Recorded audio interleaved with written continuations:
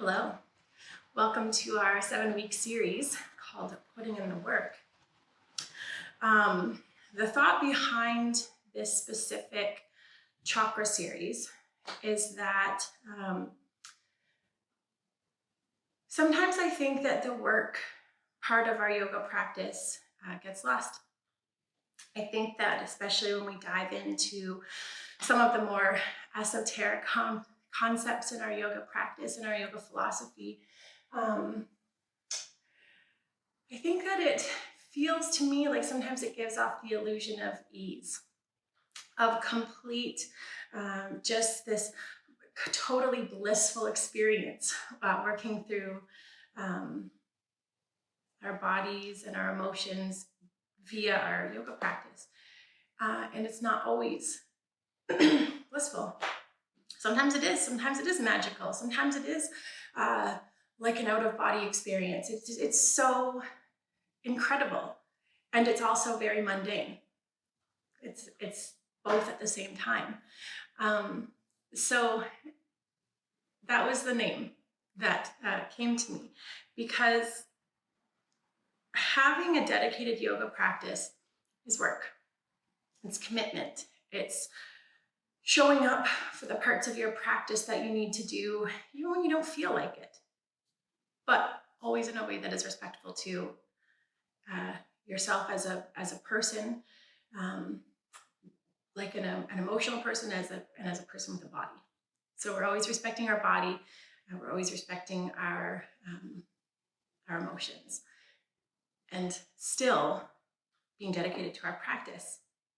So what does that mean? It means that I practice in a way that honors my body. If I'm sick, I don't practice vigorously. I allow myself the space to heal. If I'm sad, I allow that to show up in my practice.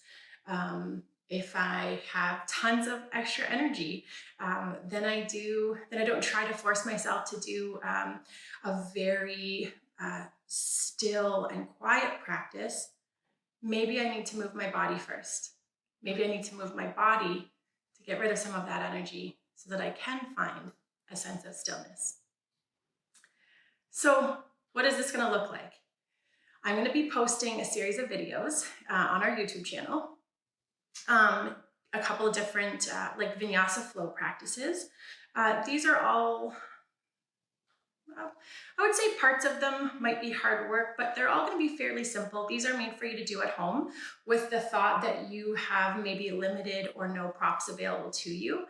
And we won't be going through any postures that are incredibly complex or complicated, because I can't see you moving.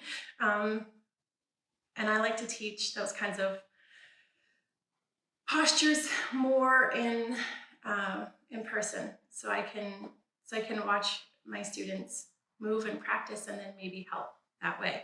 So the movements will be less complex, but some of them will still be challenging, possibly. So when you're moving your body, move at your own speed and pace.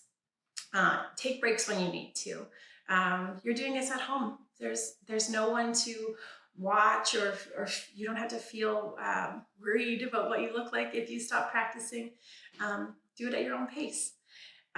There will be a couple of videos posted that are slower videos, so a yin practice, which is a stretching, more like a stretching feeling in our practice, where we're working with connective tissue, putting a little bit of stress on our joints to help strengthen our joints. And again, you practice that. I'll show different modifications to make the feeling more intense, less intense.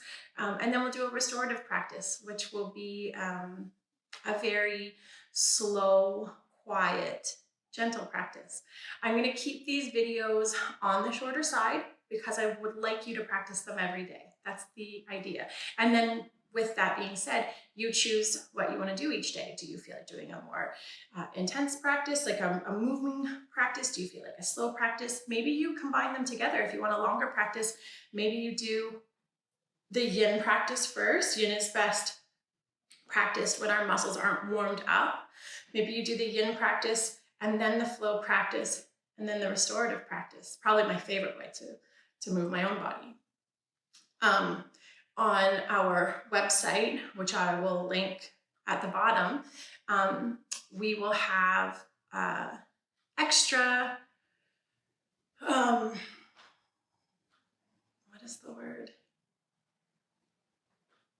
Like the other parts of our practice for the week. So we'll have journal prompts for every day.